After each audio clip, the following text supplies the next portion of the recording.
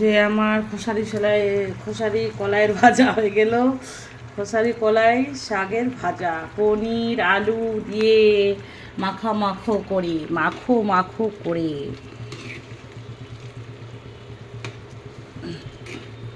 কয়েকটা রসুনের পাতা দিয়ে দিলাম। এখন পুরো মাখো মাখো হবে। আলু কেটে কেটে দিয়েছি 5টা, কাঁচা টমেটো পাকা টমেটো 4টা দিয়ে দিয়েছি, চিনি দিয়েছি একটুখানি, লবণ হলুদ লঙ্কা গুঁড়ো, তারপর ওগুলো থেতো করে দিলাম।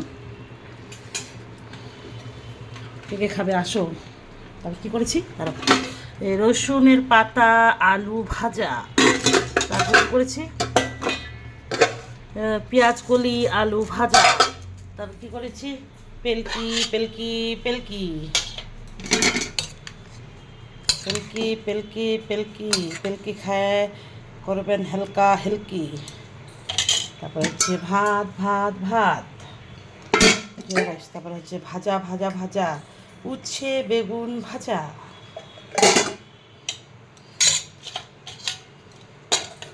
কে কে খাবে আসো, খাবার কি মজা।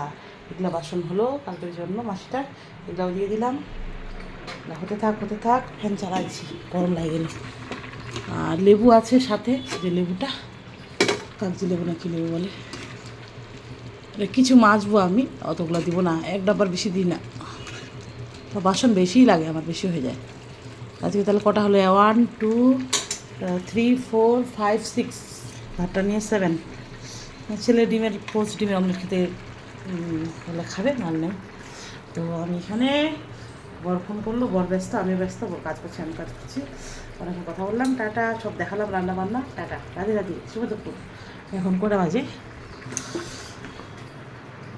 ছেলে চলে আসবে, চেষ্টা একটু খেয়ে নিয়েছি। 3টা 5 মিনিট কম 3টা বাজে।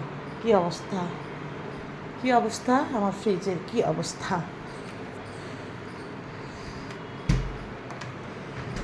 ও বাবা।